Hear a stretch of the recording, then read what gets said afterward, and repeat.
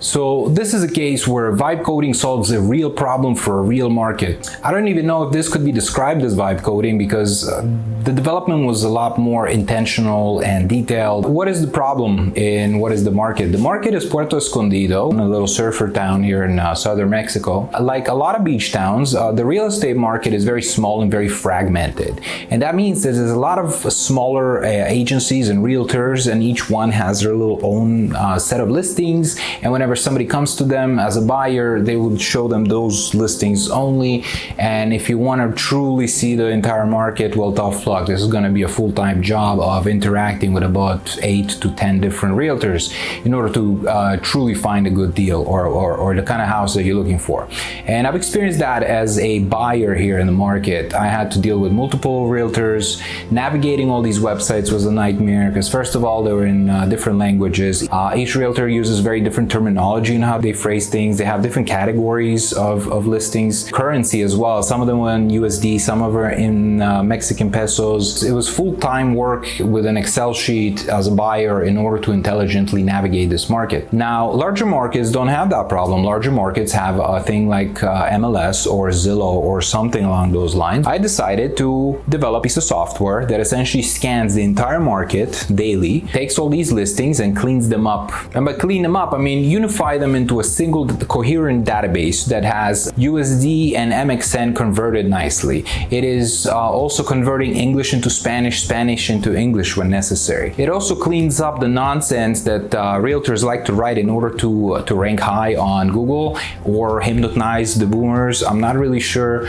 but most real estate listings sound like imagine your dream paradise, home overlooking the sunset, blah, blah, blah, blah, blah, and nobody really cares about that stuff. People need the 1-2 useful sentences in the whole descriptions. We also filter that out. And then at the end of this dev process, I realized that now I have a coherent database. For the first time ever, as far as I know, Puerto Escondido has one place, one database with everything cleaned up that you can search. So I put it on a website called realestatepuerto.com, made it super easy to search. In mature markets, the realtors don't have to guess. When a client asks them for how to price their house, or is it saturated, not saturated, all kinds of things, the realtors don't have a way to look at the entire market and get proper statistics and intelligence. So I thought, this is the first time we have this entire database in one place. Let's see, let's pull up a report. And I made a very basic report from that. And I'm like, okay, let's add some charts. Add some charts, visualize the market by city, by property type, by square meter. And then I kept going more and more and more granular until I got this like super comprehensive market snapshot of the whole market in Puerto Escondido. And I sat back, I'm like, wow, this is cool. Somebody could use this to price their house.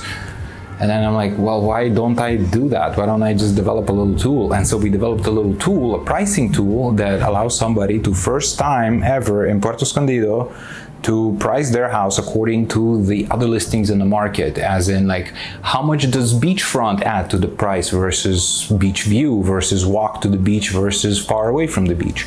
How much does the strength of the title affect the price? How much is the price per square meter? How much is the price per square meter in this city versus that city? I was the person holding this information in one place finally. So I just decided to stack all this value together. And obviously I know what it feels like to be a buyer. So I made it super friendly for buyers, for people to be able to navigate. And then once they see the listing, you go deal with the realtors directly. The phone number is displayed there and like make it super easy to get to the realtor whose listing it is. And then for the sellers, as well as the agents. And so for example, you have a buyer, now you're not limited to your own inventory in order to satisfy that person. You can then take them through and show them all the other realtors, make deals.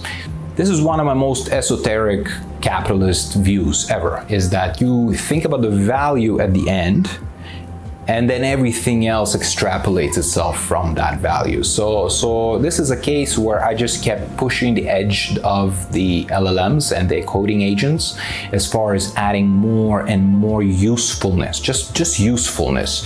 And got rid of any kind of like fluff and SEO and things of that nature. Just optimize for user experience and user value. And then I believe that by having all this value, SEO would follow. So if I optimize for the human cues that signal the usefulness, like somebody doesn't bounce from the link, there's refers. This is one of those gambles where I believe the marketing would work itself out once the value is really polished up, because people would just seek it out actively, tell each other about it and things like that. I also haven't figured out the monetization strategy. I know 100% that there's value in it because I provide value, and there's gonna be a variety of ways to extract money out of it in the future. I wanna make the most awesome little real estate hub and start working with the realtors and providing a ton of value.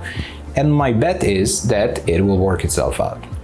Is that the correct way to do it? I don't know. If you have rent to pay and things of that nature, yes, you gotta really tighten up your monetization strategy. If you have investors that are looking for a return quick and you have that pressure building up on you, absolutely you have to have a very clear and concrete monetization strategy. That is a standard business advice. In my particular case, I have the luxury of experimenting with it and just going value first, maximizing value. And the bet is that everything else kind of fits itself together. Check out my website for more projects and other side quests and distractions.